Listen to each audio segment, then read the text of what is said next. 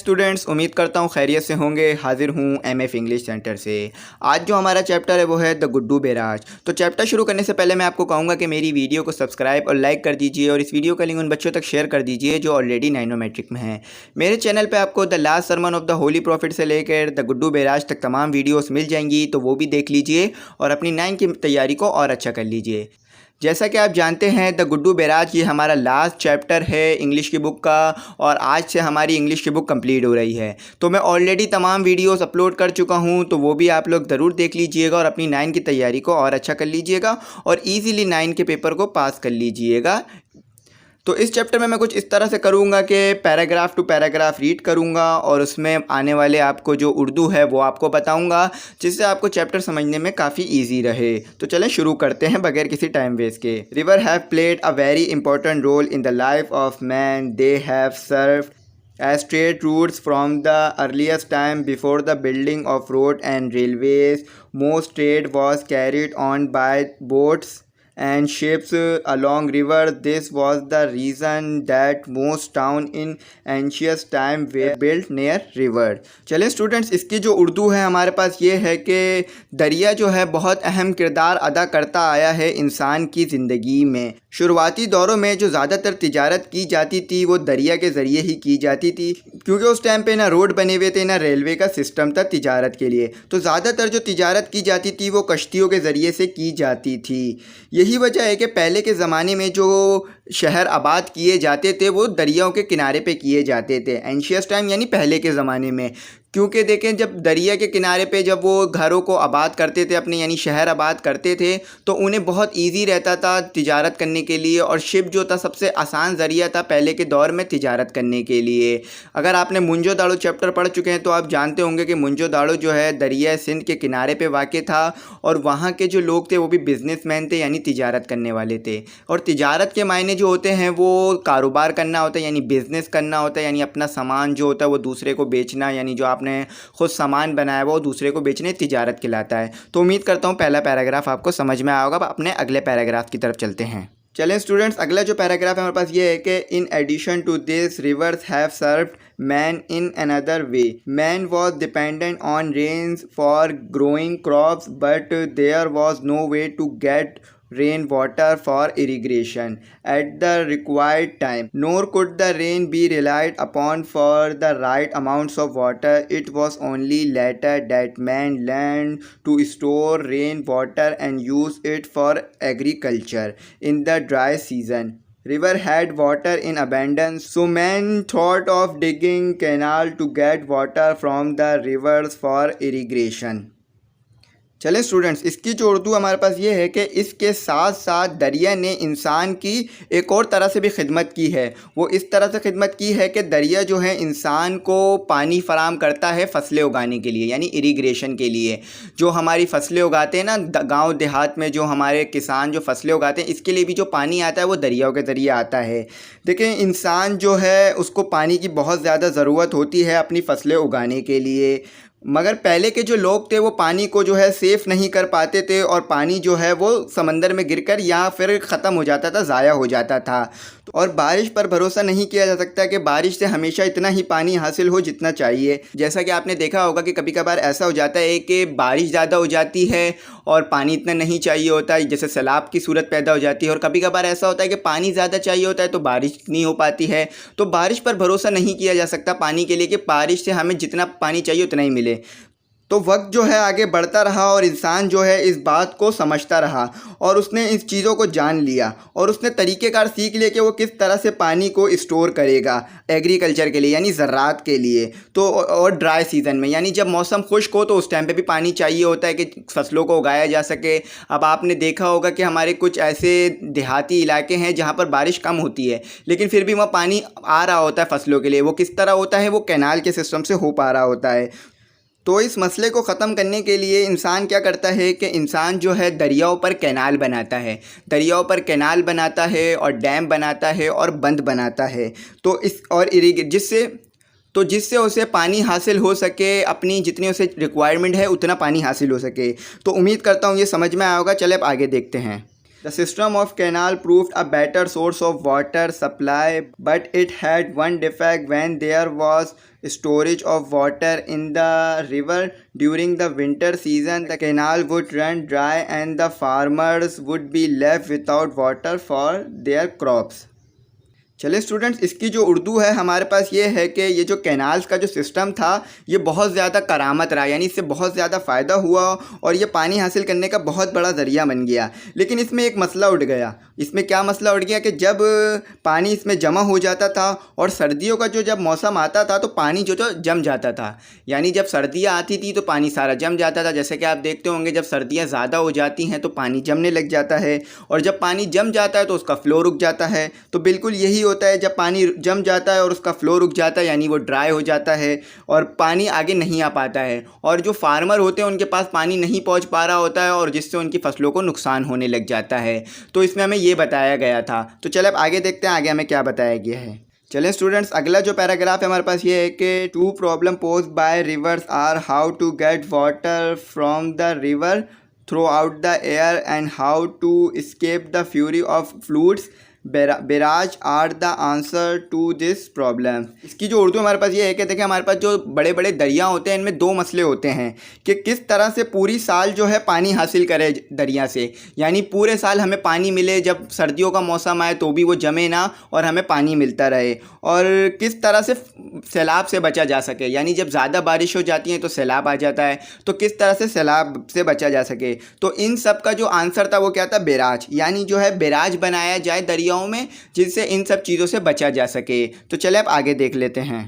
चलें स्टूडेंट्स, अगला जो पैराग्राफ है हमारे पास ये है कि a barrage is a kind of wall which block the flow of water. It has gates through which the water is allowed to pass in a limited quantity. Its aim is to control the flow of water in the flood season and store it in such a manner that the canal can get water throughout the air.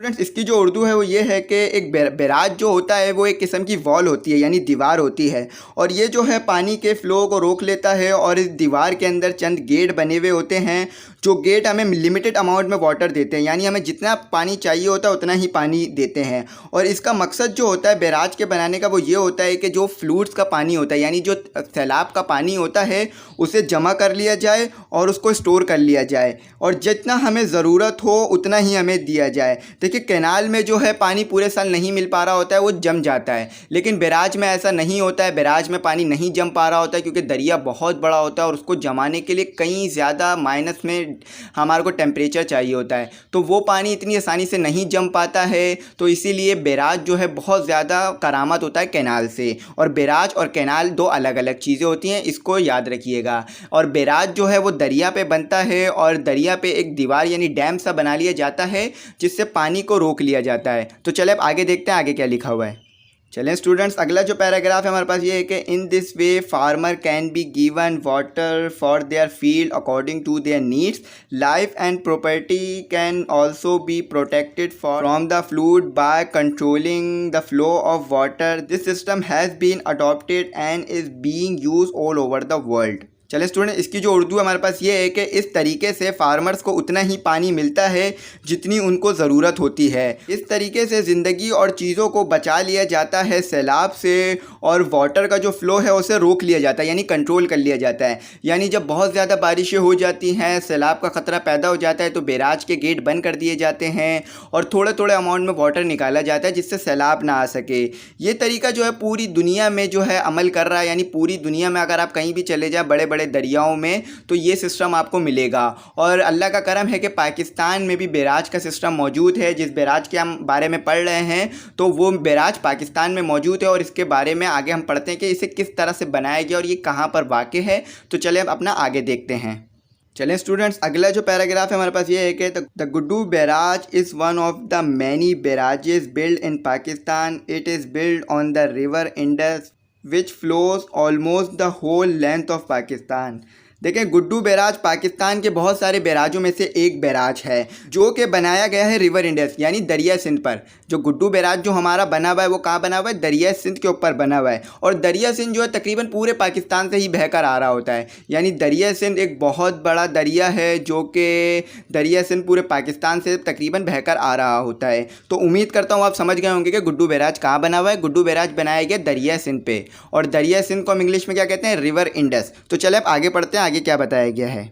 चलें students, अगला जो paragraph है हमारे पास ये है कि the Guddu barrage is build at the place where the river is 14 kilometers in width 14 kilometer in width. It is designed to force the water spread over 14 kilometers to pass through a narrow barrage of about a kilometer. The barrage is 1355 meter in length. It is made in such a way that a fluid of about 1.2 million cusic can pass through it. The 7 meters wide road bridge over the barrage has reduced the road distance between Lahore and Quetta. The distance between Rahim Yar Khan and Kashmore almost been half. Students, इसकी जो उर्दू हमारे पास ये है कि Guddu barrage इस जगह पर बनाया गया है जहाँ पर दरिया की चौड़ाई 14 किलोमीटर है, यानी गुड्डू बैराज उस जगह पर बनाया गया जहाँ पर दरिया 14 किलोमीटर का हो जाता है.